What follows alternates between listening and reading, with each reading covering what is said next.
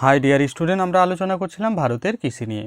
গত কিছু ক্লাসে ভারতের কৃষির বৈশিষ্ট্য এবং ভারতের প্রধান প্রধান কৃষিজ ফসলের অনুকূল ভৌগোলিক পরিবেশ এবং তাদের আঞ্চলিক বন্টন সম্পর্কে আমরা আলোচনা করেছি। তোমরা যদি ওই ভিডিওগুলি না দেখে থাকো তাহলে আমার ডিসক্রিপশন বক্সে দেওয়া লিঙ্কে গিয়ে ওই ভিডিওগুলি দেখে নিতে পারো। আজকে আমরা আলোচনা করব ভারতীয় কৃষির সমস্যা ও সমাধান সম্পর্কে। প্রথমে আলোচনা করব ভারতীয় কৃষির সমস্যা নিয়ে। ভারত কৃষি প্রধান দেশ, আমরা সকলেই জানি, এবং দেশের অর্ধেকেরও বেশি মানুষ এই কৃষিকাজের মাধ্যমে জীবিকা নির্বাহ করে থাকে।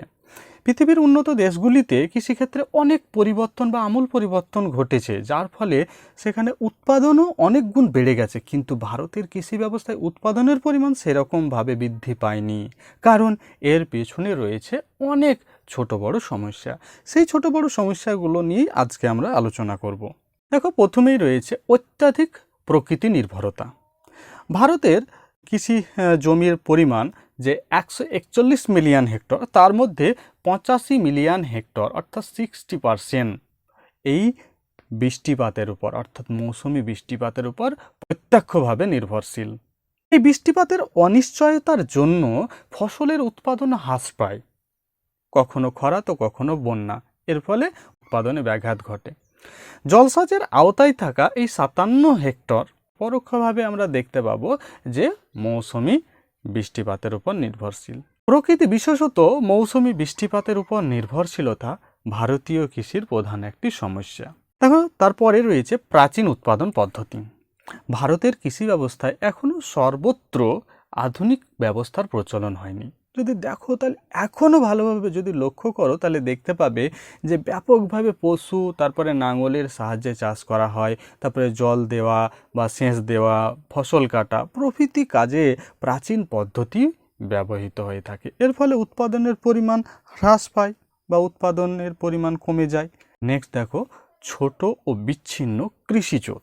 ভারতের কৃষিজোটগুলো ছোট হয় এবং জমি ভাগ করার ফলে তোমরা জানো যে বংশ পরম্পরায় জমিগুলো ভাগ হতে থাকে, ছোট থেকে ছোটতর বা ক্ষুদ্র থেকে ক্ষুদ্রতর হয়ে যায়, এবং এই ছোট জমিতে উন্নত প্রযুক্তি ও বিজ্ঞানসম্মতভাবে চাষ করা যায় না। এর ফলে উৎপাদনের পরিমাণ কমে যায়। তবে দেখো, জমির অসম বন্টন। তাহলে ভারতে ক্ষুদ্র ও প্রান্তিক চাষিদের সংখ্যা খুবই বেশি এবং তাদের অধীনেই কি রয়েছে, জমি খুব কম রয়েছে, এবং অন্যদিকে যে অল্প সংখ্যক বড় চাষি রয়েছে তাদের হাতে প্রচুর জমি রয়েছে। এটা তাহলে একটা সমস্যা। উন্নত ও সংকর বীজ ও রাসায়নিক সারের অভাব। আধুনিক কৃষি ব্যবস্থায় উন্নত বীজ ও সংকর বীজ ব্যবহার করলে উৎপাদনের পরিমাণ অনেক বেড়ে যায়, কিন্তু ভারতে এই সকল বীজ তৈরির জন্য যে গবেষণাগার দরকার তার অনেক অভাব রয়েছে।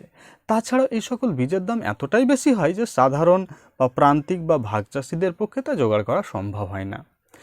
এই ধরনের কৃষিকাজে রাসায়নিক সারেরও খুব প্রয়োজন হয় এবং প্রান্তিক বা গরিব চাষিদের কাছে অর্থের অভাব থাকে। সেই অর্থের অভাবের জন্যেও তারা এই যে প্রয়োজনীয় উন্নত ও সংকর বীজ বা রাসায়নিক সার এগুলো তারা ব্যবহার করতে পারে না, ফলে উৎপাদন এর পরিমাণ কম হয়, অর্থাৎ উৎপাদন ভালোভাবে হয় না, উৎপাদন বৃদ্ধি পায় না। তারপরে দেখো, জলসেচের সুবন্দোবস্তের অভাব। বর্ষার সময় ছাড়া বছরে বাকি সময়ে কৃষিকাজের জন্য জলসেচের প্রয়োজন, কিন্তু ভারতের সমগ্র কৃষিভূমি জলসেচের সুবিধাযুক্ত না হওয়ায় উৎপাদন ব্যাহত হয়, অর্থাৎ সব জায়গাতে জলসেচ ব্যবস্থা পৌঁছাতে পারে না বা পৌঁছানো যায়নি। তার ফলে উৎপাদনের পরিমাণ তাহলে যে জায়গাতে পৌঁছায়নি সেখানে কৃষিকাজ ভালো হয় না, সেখানে দেখতে পাবো যে উৎপাদন এর পরিমাণ অনেক কমে যায়। প্রযুক্তি ও যান্ত্রিক উন্নতির অভাব। যদি দেখো, আধুনিক যে কৃষি ব্যবস্থায় যদি উন্নত দেশগুলোর দিকে লক্ষ্য রাখা যায় তাহলে আমরা দেখতে পাবো সেখানে বেশিরভাগ কাজ যন্ত্রপাতি দিয়ে করা হচ্ছে। তাহলে সেখানে ট্রাক্টর, হারভেস্টার, কম্বাইনের মাধ্যমে কাজ করার ফলে সেখানে উৎপাদনের পরিমাণ বেড়ে যাচ্ছে এবং শ্রম কম লাগছে, সময় কম লাগছে, অল্প সময় চাষ করতে পারছে। কিন্তু এই যন্ত্রপাতি বা প্রযুক্তির অভাব থাকার জন্যে ভারতের কৃষিতে উৎপাদনের পরিমাণ কম দেখা যায় বা উৎপাদনের পরিমাণ অনেক কমে যায়। নেক্সট দেখো, শস্যের বাজারজাতকরণের অভাব। এটা একটা বড় সমস্যা যে উদ্বৃত্ত খাদ্যশস্য বা অন্যান্য অর্থকারী ফসল যথাযথ বিপণনের অভাব ভারতীয় কৃষির একটা প্রধান সমস্যা। কৃষকরা সরাসরি বাজারে বিক্রির সুযোগ পায় না, এর ফলে ফসলের উপযুক্ত দাম পায় না। এর মধ্যে যে মিডল ম্যানগুলো থাকে, অর্থাৎ যারা কৃষকদের কাছ থেকে কিনছে, তারাই এই লাভটা পেয়ে থাকে। ফসলের দাম দেখা যাবে বাজারে 40 টাকা কিলো, কিন্তু কৃষকদের কাছ থেকে কেনা হয়েছে হয়তো 10 টাকা কিলো বা 5 টাকা কিলো বা 6 টাকা কিলো। তাহলে এদের মধ্যে একটা বিশাল, কৃষক যে দাম পাচ্ছে আর বাজারে যে দামে বিক্রি হয়েছে তাদের মধ্যে একটা বিশাল দামের ব্যবধান থাকে। তারপরে দেখো কৃষি দ্রব্যের সংরক্ষণের অভাব। ভারতীয় কৃষির অন্যতম সমস্যা হলো উৎপাদিত দ্রব্য ও ফসলে যথাযথ সংরক্ষণের অভাব রয়েছে। যদি লক্ষ্য করা যায় তাহলে দেখতে পাবে যে 7% অর্থাৎ 7% উৎপাদিত ফসল যথাযথ সংরক্ষণের অভাবে নষ্ট হয়ে যায়। ভাবতে পারছো 7% মানে কত? অনেক। সেই পরিমাণ উৎপাদিত ফসল এই সংরক্ষণের অভাবে নষ্ট হয়ে যায়। তাহলে যথাযথ ও প্রয়োজনীয় হিমঘরের অভাব, সংরক্ষণ সংক্রান্ত প্রযুক্তির অভাব ভারতীয় কৃষির একটি অন্যতম সমস্যা। নেক্সট দেখো যথাযথ কৃষি প্রশিক্ষণ ও গবেষণাগারের অভাব। তাহলে ভারতের কৃষি প্রশিক্ষণ সংক্রান্ত গবেষণার যে কাজ তুলনামূলকভাবে খুবই কম হয়ে থাকে, এবং পাশাপাশি যে কৃষি সংক্রান্ত বিদ্যালয় বা বিশ্ববিদ্যালয়ের সংখ্যাও সীমিত, এবং বিজ্ঞান নিয়ে পঠন পাঠনে ছাত্রছাত্রীরাও বিশেষ আগ্রহ প্রকাশ করে না। তাই সামগ্রিকভাবে কৃষির অগ্রগতি বাধা পায়। তাছাড়া আমরা দেখব এই কৃষির উপর জনসংখ্যার একটা বিপুল চাপ রয়েছে। যদি দেখা যায় যে কৃষিযোগ্য জমির তুলনায় জমিতে নিযুক্ত জনসংখ্যা বেশি থাকে, ফলে কৃষিক্ষেত্রে অর্ধবেকারি বা ছদ্ম বেকারত্ব দেখা যায়। ছদ্ম বেকারত্ব কি?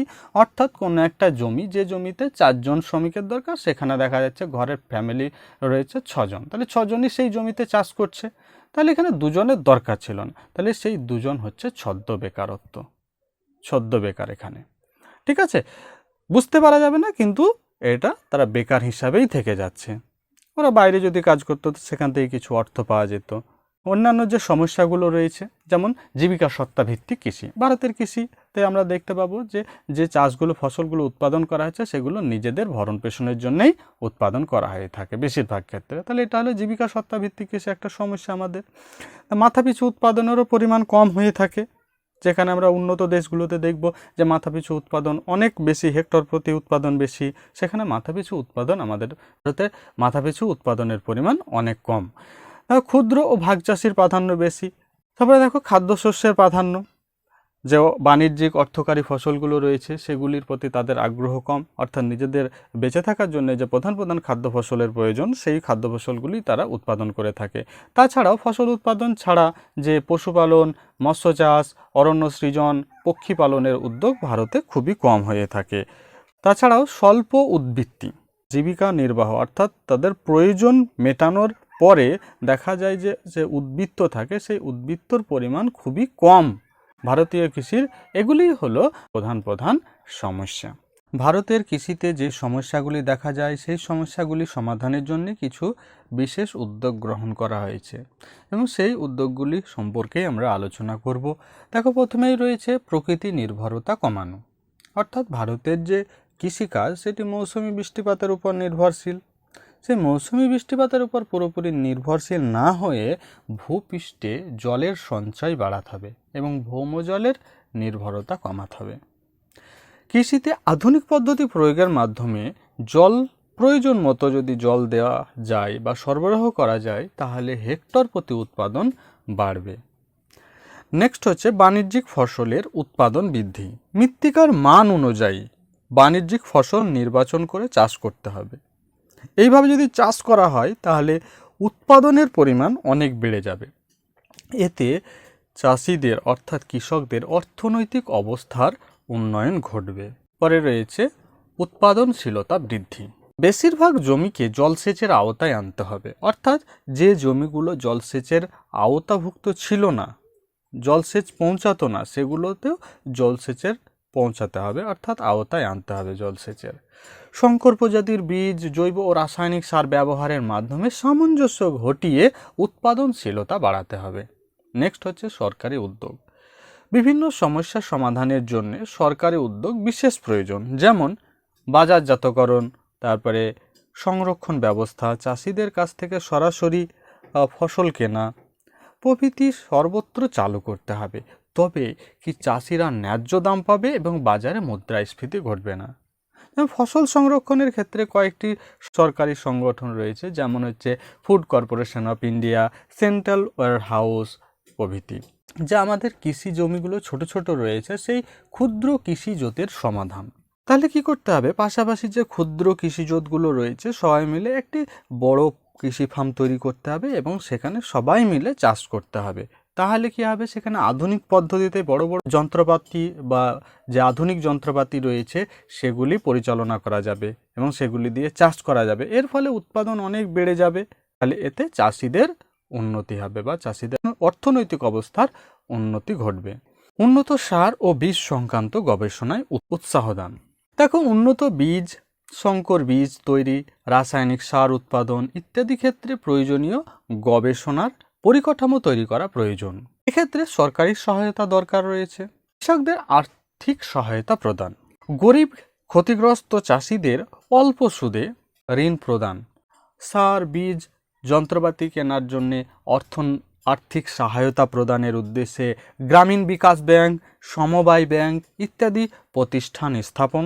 এছাড়াও কৃষাণ বিকাশপত্র, কৃষি সুরক্ষা যোজনা ইত্যাদি প্রকল্পের মাধ্যমে কৃষকদের বিশেষ উৎসাহ দেওয়া হয়ে থাকে। তাছাড়াও বিভিন্ন রাজ্য সরকার বিভিন্নভাবে কৃষকদের সহায়তা করে থাকে যাতে তারা কৃষিকাজে আগ্রহ প্রকাশ করে বা তারা কৃষিকাজে উৎসাহ পেয়ে থাকে। যথাযথ কৃষি পরিকল্পনা।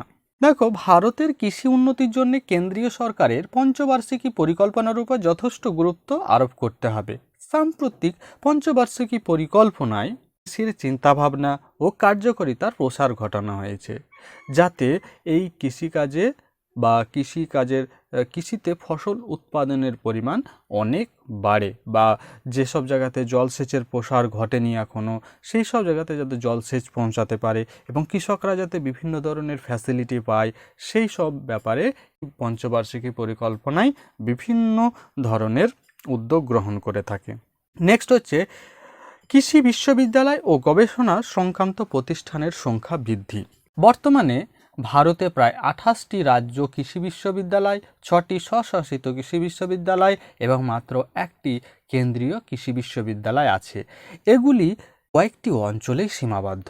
এই ধরনের প্রতিষ্ঠানের সংখ্যা আরও বৃদ্ধি ও বিদ্যালয় স্তরে পাঠ্যক্রমে কৃষি বিষয়ের অন্তর্ভুক্তি ও কৃষি গবেষণায় সরকারি পৃষ্ঠপোষকতা বা ভারতীয় কৃষিদের ভবিষ্যৎ আরও উন্নত করতে সাহায্য করবে। তাহলে এইভাবে যদি এই প্রতিষ্ঠানগুলোর সংখ্যা বাড়ানো যায় এবং বিদ্যালয় স্তরে পাঠ্যক্রমে যদি কৃষি সংক্রান্ত বিষয়ের অন্তর্ভুক্তি করা যায় তাহলে কী হবে, এই কৃষির উন্নতি ঘটবে আরও এবং উৎপাদনের পরিমাণও অনেক বৃদ্ধি পাবে। জলসেচের প্রসার। জলসেচের উন্নতিকল্পে বৃহৎ, মাঝারি, ক্ষুদ্র জলসেচ ব্যবস্থা গড়ে উঠেছে এবং বিভিন্ন বহুমুখী নদী পরিকল্পনা রূপায়ণের ফলে সেচ সেবিত এলাকার পরিমাণও বৃদ্ধি পেয়েছে। যেমন দামোদর ভ্যালি কর্পোরেশনের কথাই বলি না কেন, সেই দামোদর ভ্যালি কর্পোরেশন স্থাপনে দামোদর ভ্যালি কর্পোরেশনের মাধ্যমে অনেক কৃষি জমিতে জলসেচ দেওয়া সম্ভব হয়েছে। আধুনিক যন্ত্রপাতির ব্যবহার, যেমন ট্রাক্টর, হারভেস্টার, কম্বাইন প্রভৃতি কৃষি যন্ত্রপাতির ব্যবহার বৃদ্ধি পাচ্ছে। আধুনিক যন্ত্রপাতি ব্যবহারের ফলে কৃষিতে উৎপাদনের খরচ কম লাগে, সময় কম লাগে এবং সহজেই চাষ করা যায়। এর ফলে কৃষির উন্নতিতে সাহায্য করেছে।